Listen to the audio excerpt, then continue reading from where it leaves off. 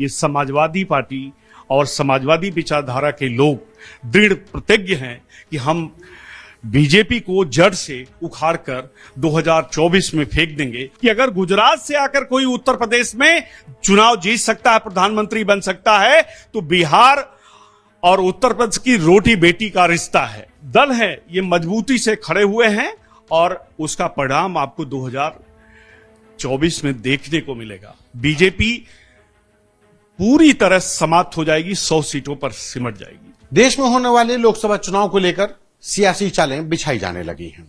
उसी कड़ी में समाजवादी पार्टी के दफ्तर के बाहर एक पोस्टर लगाया गया। यह पोस्टर था नीतीश कुमार और अखिलेश यादव का, और यह पोस्टर लगाने वाले थे समाजवादी पार्टी के नेता आईपी सिंह। हमारे साथ आईपी सिंह साहब खुद ही मौजूद हैं, उन्हीं से जानेंगे इस पोस्टर के क्या सियासी मायने हैं।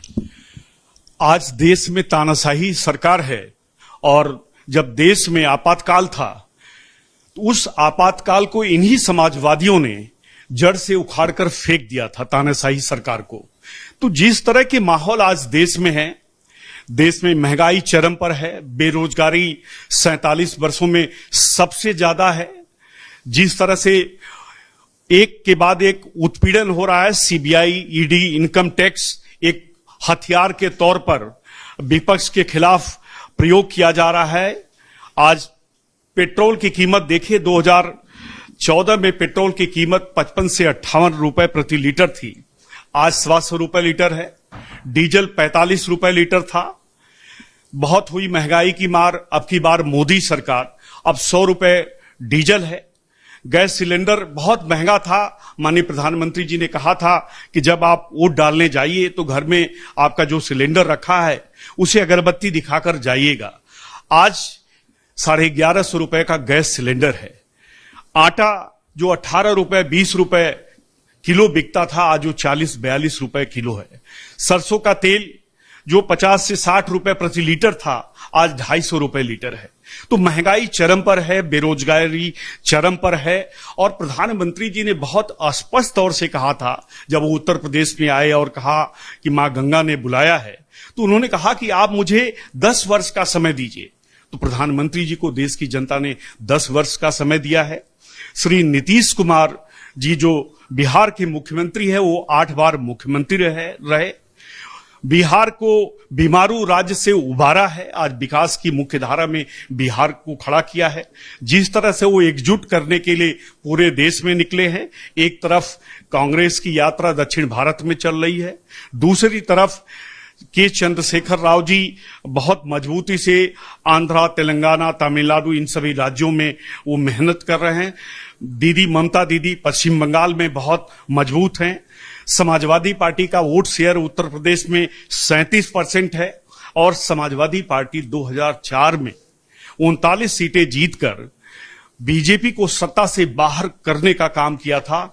एक बार फिर से ये समाजवादी पार्टी और समाजवादी विचारधारा के लोग दृढ़ प्रतिज्ञ हैं कि हम बीजेपी को जड़ से उखाड़कर 2024 में फेंक देंगे, और मिशन 2024 जो है वो कामयाब होगा। आईपी सिंह साहब, विचारधारा अलग चीज है और मिशन अलग चीज है, लेकिन ये विचारधारा और मिशन वोट बैंक में तब्दील नहीं हो पाता। और जिसका जीता जागता उदाहरण 2022 के विधानसभा चुनाव है कि बीजेपी पूरे प्रचंड बहुमत के साथ दोबारा सत्ता में आई और समाजवादी पार्टी सत्ता से दूर थी और दूर ही रह गई। देखिए, 2022 का जो परिणाम आया, मैं तो पार्टी मुख्यालय पर था। 76 ऐसे हमारे विधायक थे जो 5000 से कम वोट पाए थे, उनके परिणाम बदल दिए गए। 6:30 बजे का वक्त था। ऐसे 67 सीटें थीं जिनका परिणाम बदला जा चुका था। डॉक्टर पल्लवी पटेल 9-9.5 हजार वोट से जीती थी, 5 बजे वो जीत गई, उनका परिणाम 9:30 बजे घोषित किया गया। राकेश प्रताप सिंह जी हमारे विधायक हैं अमेठी से, वो 8.5 हजार वोट से जीत गए थे, उनको 10:30 बजे सर्टिफिकेट दिया गया। तो ये चुनाव आयोग यहां सरकार बनवाया है, बीजेपी चुनाव नहीं जीती है, समाजवादी पार्टी को हरवाया गया है। और समाजवादी पार्टी का 37% वोट शेयर है। 37% वोट शेयर को हम बढ़ाकर 50% करने वाले हैं, क्योंकि पिछड़ों का, दलितों का, वंचितों का जो रुझान है वो समाजवादी पार्टी की तरफ है, और समाजवादी पार्टी प्रचंड जीत दर्ज करेगी और निश्चित तौर से हम बीजेपी को एक बार जड़ से उखाड़कर समूचे देश से फेंक देंगे। ये जो पोस्टर है आपने लगाए हैं, इसमें यूपी और बिहार गई मोदी सरकार, तो क्या यूपी और बिहार के ही किले को जीत करके या बीजेपी के किले को ध्वस्त करके लगता है कि आप लोग दिल्ली से मोदी सरकार की विदाई कर पाएंगे?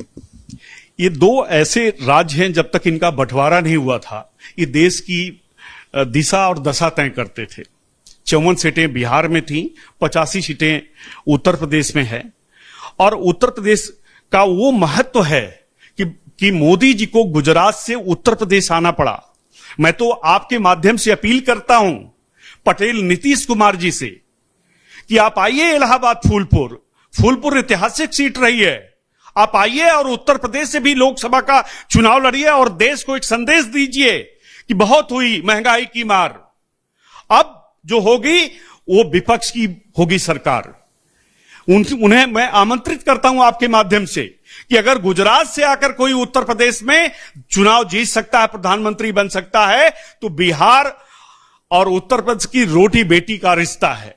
हमारा बिहार हमसे सटा हुआ है, हमारी बोल भाषा खान पान सब एक है। पूर्वांचल की, मैं पूर्वांचल की भूमि से आता हूं, इसलिए आज दलित वंचित शोषित जो तबका है वो बहुत गर्वान्वित महसूस करता है माननीय अखिलेश जी के ऊपर, वो अपने नेता पटेल नीतीश कुमार जी के ऊपर, तेजस्वी यादव जी के ऊपर और जितने दीदी ममता दीदी के ऊपर। तो ये जो दल है ये मजबूती से खड़े हुए हैं और उसका परिणाम आपको 2024 में देखने को मिलेगा। बीजेपी पूरी तरह समाप्त हो जाएगी, 100 सीटों पर सिमट जाएगी।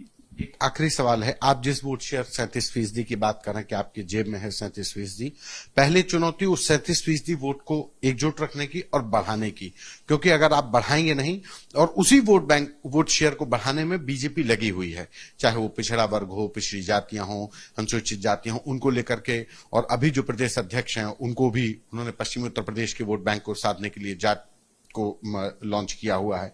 तो बीजेपी की रणनीति के आगे आप लोग अपनी किले को भी बचाना और बढ़ाना है, चुनौती बड़ी नहीं लगती है?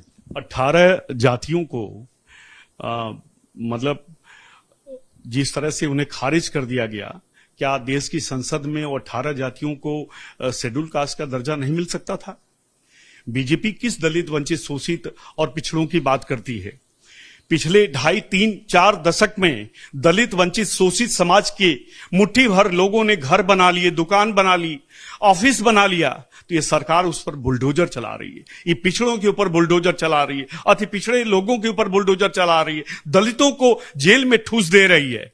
ये किन लोगों की सरकार है? ये व्यापारियों की सरकार है। ये गुजरात से चलने वाली, रिमोट से चलने वाली सरकार है और उत्तर प्रदेश की जनता रिमोट को बर्दाश्त नहीं करती है और उत्तर प्रदेश की जनता ने तय कर लिया है कि बहुत हुई महंगाई की बार, अब वापस जाइए मोदी जी उत्तर प्रदेश से।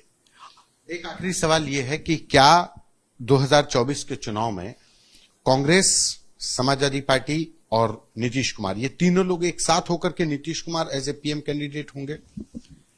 देखिए, उत्तर प्रदेश में मुझे तो नहीं लगता कि किसी तरह का कोई गठबंधन होना है। समाजवादी पार्टी को सबका समर्थन है और समाजवादी पार्टी सबसे ज्यादा सीटें जीतकर देश में एक बार ये विपक्ष को देने वाली है और निश्चित मानिए कि उत्तर प्रदेश टर्निंग पॉइंट होगा, लैंडमार्क बनेगा और समाजवादी पार्टी एक बार फिर से इतिहास दोहराएगी और इतिहास रच कर दिखाएगी।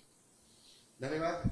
ये थे हमारे साथ समाजवादी पार्टी के नेता ईपी सिंह, जिनको भरोसा है कि 2024 के चुनाव में उत्तर प्रदेश से जो समाजवादी पार्टी की बयार बहेगी वो देश में नया बदलाव लाएगी। कैमरा पर्सन संजय के साथ संतोष कुमार, यूपी तक।